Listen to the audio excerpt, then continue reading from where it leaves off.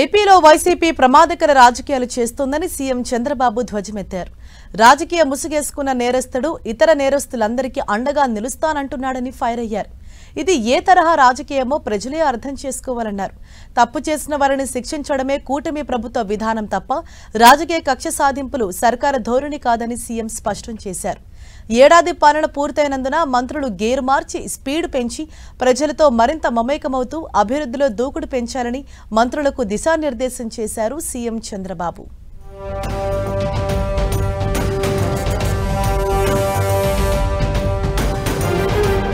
AP సచివాలయంలో మంత్రివర్గ సమావేశం ముగిసిన అనంతరం ముఖ్యమంత్రి చంద్రబాబు సహచర మంత్రులతో తాజా రాజకీయ పరిణామాలపై చర్చించారని సమాచారం.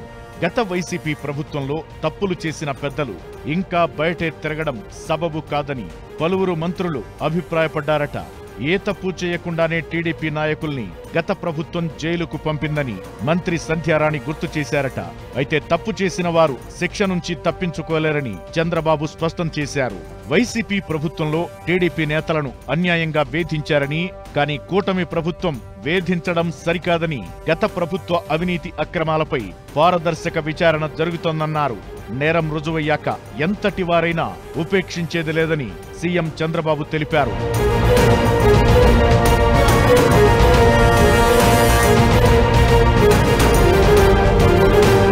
అమరావతిలో చేపట్టే క్వాంటమ్ కంప్యూటింగ్ వ్యాలీ భవనాల డిజైన్లు చూడాలని డిప్యూటీ సీఎం పవన్ కళ్యాణ్ ను సీఎం చంద్రబాబు కోరారు. క్వాంటమ్ కంప్యూటింగ్ వ్యాలీపైన ప్రజల్లో అవగాహన పెంచాలన్నారు. క్వాంటమ్ కంప్యూటింగ్ వ్యాలీ ద్వారా 8 గంటల్లో పనిచేసే పనిని కేవలం 12 నిమిషాల్లో పూర్తి చేయొచ్చని సీఎం తెలిపారు. క్వాంటమ్ వ్యాలీ అందుబాటులోకొస్తే పని వేగం పెరిగి సమయం కలిసొస్తుందన్నారు.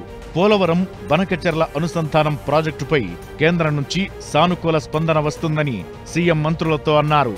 ఈ ప్రాజెక్టుకు నిధుల సమీకరణ జరుగుతోందన్నారు. P4ను సక్రమంగా అమలు చేసేందుకు ప్రతి నియోజకవర్గంలో ఒక కార్యాలయం ఉండాలని సీఎం చంద్రబాబు అభిప్రాయపడ్డారు. ఈ నెల 15వ తేదీన తిరుపతిలో సినీ తారలతో యోగా కార్యక్రమం చేపట్టేందుకు సన్నాహాలు చేస్తున్నట్టు సీఎం వెల్లడించారు. తుని రైలు దగ్ధం కేసు అంశంపై మంత్రివర్గంలో ప్రస్తావనకు వచ్చింది. ప్రతి జీవోను జాగ్రత్తగా గమనించాలని, పొరపాటు జరిగాక సరిదిద్దుకోవటం కంటే ముందే జాగ్రత్త పడాలని సూచించారు.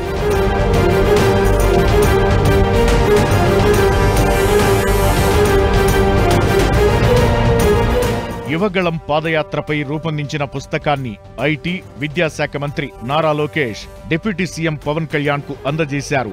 మంత్రివర్గ సమావేశం సందర్భంగా అమరావతి సచివాలయంలో పుస్తక ప్రతిని పవన్ కు అందజేశారు. యువగళం పాదయాత్ర పుస్తకాన్ని చూస్తూ డిప్యూటీ సీఎం పవన్ కళ్యాణ్ పలు ఆసక్తికర వ్యాఖ్యలు చేశారట. నారా లోకేష్ పాదయాత్ర కూటమి ప్రభుత్వం అధికారంలోకి రావడానికి కీలకమైందని వ్యాఖ్యానించారు. రాష్ట్రంలో కూటమి ప్రభుత్వానికి ప్రజలు తీర్పిచ్చి ఏడాదిన సందర్భంగా కేబినెట్లో చర్చ జరిగింది. ఏడాది కాలంలో ప్రజలకు అందించిన సంక్షేమం, చేపట్టిన అభివృద్ధి కార్యక్రమాలపై చర్చించారు. ఎన్నికల్లో ఇచ్చిన మెజారిటీ హామీలు ఏడాదిలోగా అమలు చేశామని మంత్రులు అభిప్రాయపడ్డారు. బల్లలు చరుస్తూ కేబినెట్ సహచరులు పరస్పరం అభినందనలు తెలుపుకున్నారు.